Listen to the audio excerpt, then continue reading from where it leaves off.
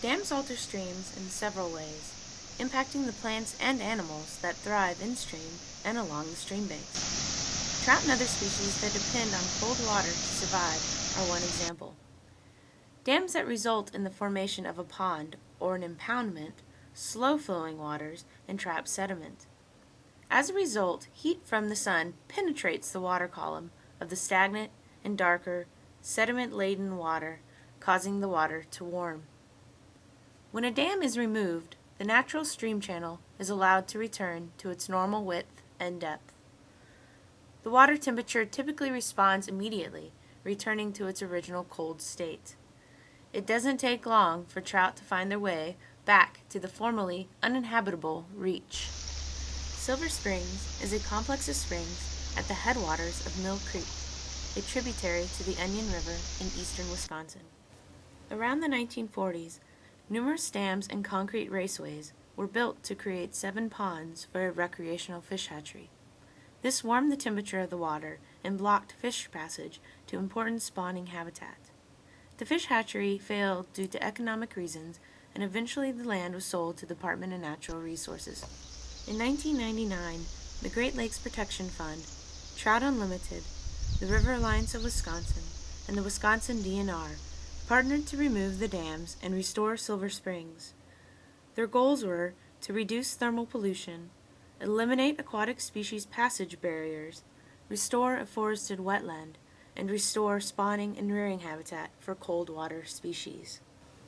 More than 1,200 feet of restored stream channel was designed to reconnect the springs to Mill Creek.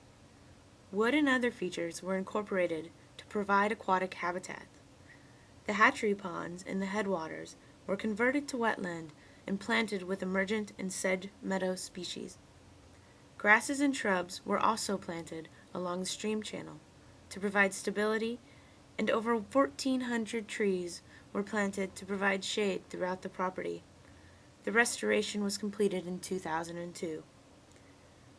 Between 2002 and 2005, macroinvertebrates and fish recolonized the newly created stream channel. By June of 2002, there were 309 brown trout per mile throughout the new reach, and in June 2005, there were 2,758 brown trout per mile. That is nearly twice the amount in the control reach downstream. In addition to brown trout, brook trout and brook stickleback have been found in the restored reach. The project was a success.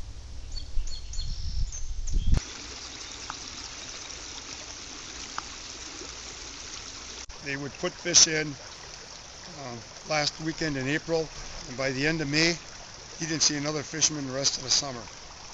Now, since the restoration's been almost completed, people are fishing it every day during the fishing season, and multiple people, and they're catching fish all summer long. I think that's the biggest difference, is the water stays cold, it stays clear, and the fish are in there, and they're self-producing.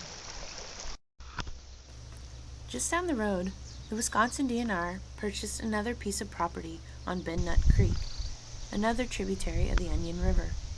This property is referred to as Camrith Springs. In the 1950s, 2 small dams were built here to form ponds that were used to rehabilitate racehorses. Another small dam was built just upstream and served as a small fish hatchery. In May of 1999, the first pond was drained and the stream channel above and below the former structure was restored. In 2001 and 2002, the other dams were removed to complete the project. Approximately 2,300 feet of habitat was restored. An additional stretch above the project site to the headwaters is also now accessible to fish passage, as well as a result of the dam removals. The Camrith dam removals dramatically reduced water temperatures. The maximum temperature a cold water stream should be is 67 degrees. Prior to the removal of the dams, the water flowing from the site was 67 degrees or warmer 57 out of 60 days in the summer. Today, the water is 67 degrees or warmer only 15 out of 60 days of the summer. As the vegetation that was planted along the stream corridor matures, the water temperatures will continue to drop. One thing about the Onion River project, that's unique to the nation is that we were able to secure the two major headwaters that form the Onion River.